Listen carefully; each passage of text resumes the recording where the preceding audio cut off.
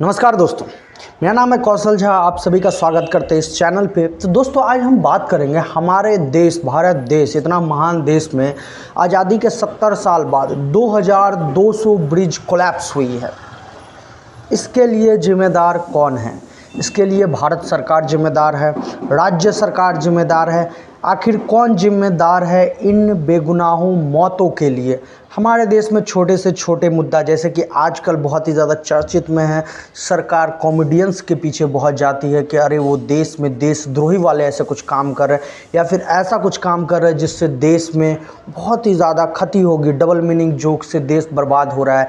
लेकिन at the same time जो सरकारें कॉन्ट्रैक्ट्स देती है प्राइवेट कंपनियों को, या जो सरकारें के अंदर में कॉन्ट्रैक्ट करती है, बड़ी बड़ी ब्रिज बनाई जाती है, वो आखिरकार इतनी जल्दी कोलैप्स क्यों हो जा रही है?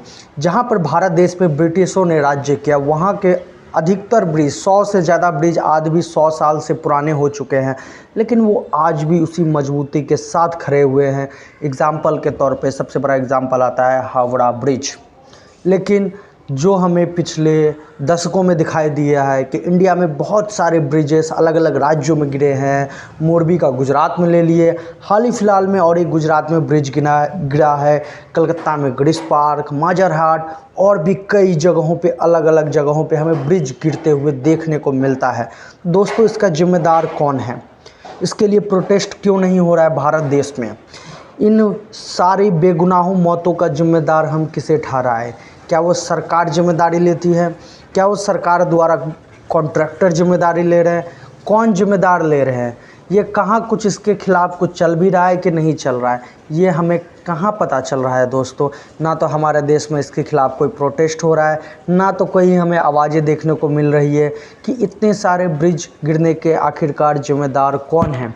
जहाँ एक एक ब्रिज का दाम 40-40 हज़ार करोड़ रुपए रहता है, जो कि बिलियंस डॉलर में जो इन्वेस्ट किया जाता है, वो ब्रिज हमें कई कुछ सालों बाद देखने को मिलता है कि वो ब्रिज कोलैप्स हो गई है, और उसके कारण कई सारे लोगों का जान चली जाती है, कई सारे निर्दोष लोगों को मरना पड़ता है।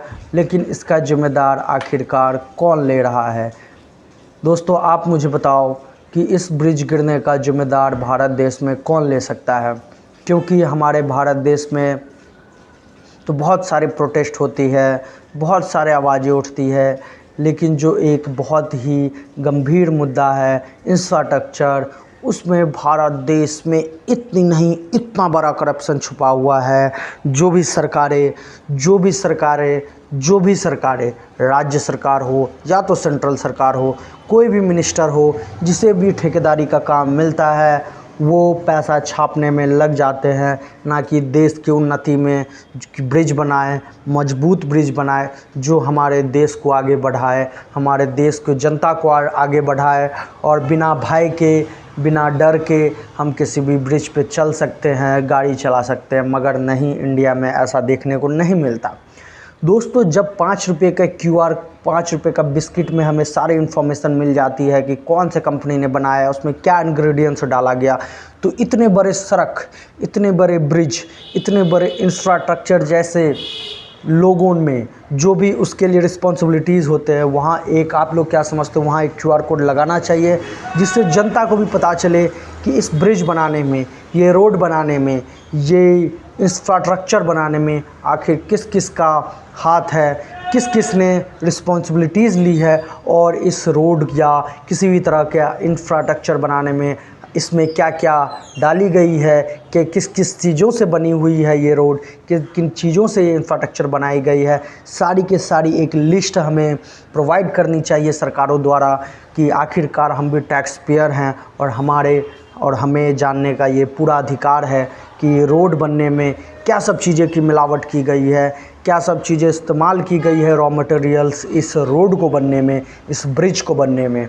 आखिर कब तक भारत देश यूं ही जूझता रहेगा इन करप्शनों, पॉलिटिशियनों के ढकोचले वादों के चक्कर में, इन करप्ट पॉलिटिशियनों को चक्कर में? आखिर कब तक यह आम इंसान मरेंगे?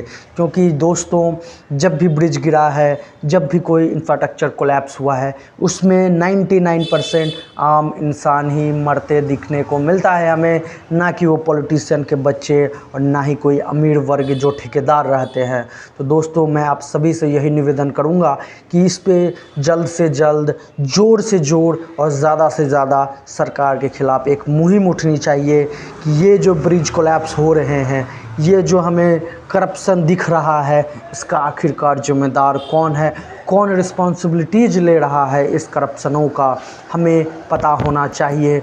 क्योंकि हम भारत देश के टैक्स पेयर हैं, क्योंकि भारत देश में अधिकतम वर्ग के लोगों को इससे कुछ मतलब नहीं है कि वो टैक्स पेयर हैं या फिर वो किसी भी सर्विस में टैक्स दे रहे हैं, उनसे उन्हें कुछ मतलब नहीं। जब भी कोई सरकारी ऑफिसर या सरकारी पॉलिटिशियन को देखते हैं, उनके सामने हाथ जोड़कर बाबू बाबू करने लगते हैं और उन्हें यह पता नहीं चलता या उन्हें चलने नहीं देते पॉलिटिशियंस, या गरीब खुद ही पागल और बेवकूफ़, सिर्फ गरीब नहीं बड़े बड़े आदमी का भी मैं बात कर रहा हूँ, हाथ जोड़ के पॉलिटिशियन के सामने खड़े हो जाते हैं जैसे वो हमारे सेवक नहीं, हम उनके ग़ुलाम हैं।